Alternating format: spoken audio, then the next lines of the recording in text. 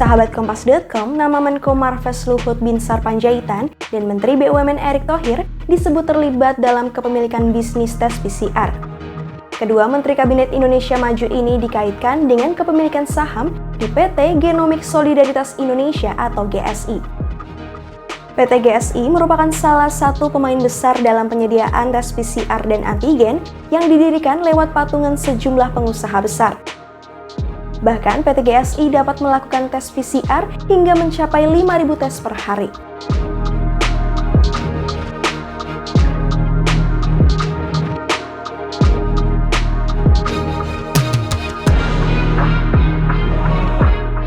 Menanggapi tudingan ini, Luhut menegaskan dirinya tidak mengambil keuntungan pribadi dari PT GSI. Menurutnya, PT GSI tidak bertujuan untuk mencari profit bagi pemegang saham. Selain itu, Luhut menyebut keterlibatan PT Toba Bumi Energi merupakan wujud bantuan yang diinisiasi oleh rekan-rekan dari grup Indika, Adaro, hingga Northstar. Ia juga menyebutkan hingga saat ini tidak ada pembagian keuntungan kepada para pemegang saham PT GSI tersebut.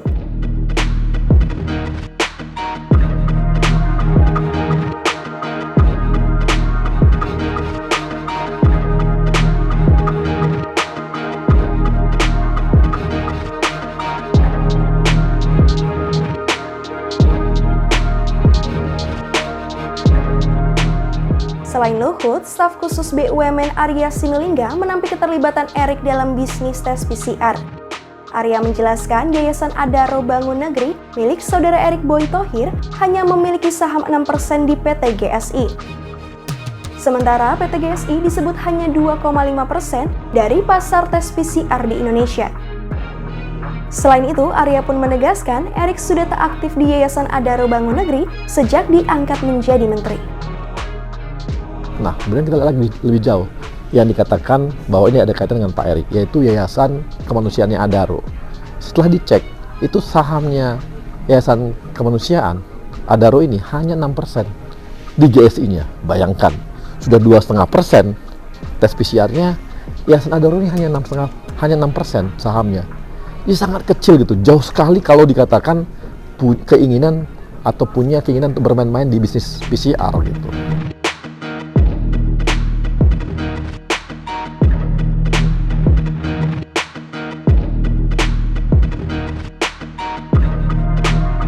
Usai jadi sorotan, Partai Rakyat Adil Makmur Prima melaporkan Luhut dan Erick Thohir ke KPK pada Kamis 4 November 2021. Wakil Ketua Umum Partai Prima, Alif Kamal, menyebut laporan itu dilakukan berdasarkan hasil investigasi pemberitaan media. Ali menilai investigasi tersebut dapat ditindaklanjuti KPK sebagai data awal. Terkait hal ini, pelaksana tugas juru bicara KPK Ali Fikri menegaskan pihaknya akan melakukan verifikasi dan menelaah laporan tersebut.